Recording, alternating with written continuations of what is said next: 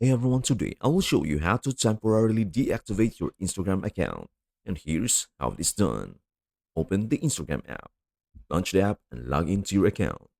Go to your profile. Tap on your profile icon at the bottom right corner.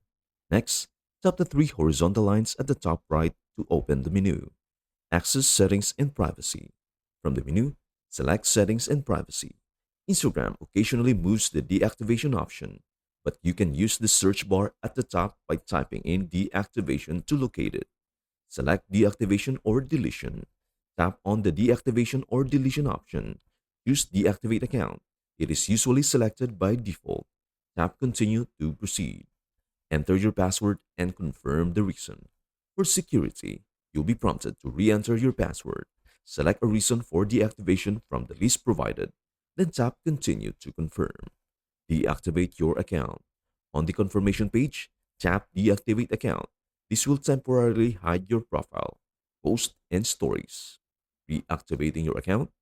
To reactivate, just log back into Instagram and your profile will be restored exactly as you left it. And that is everything you need to know about how to temporarily deactivate your Instagram account.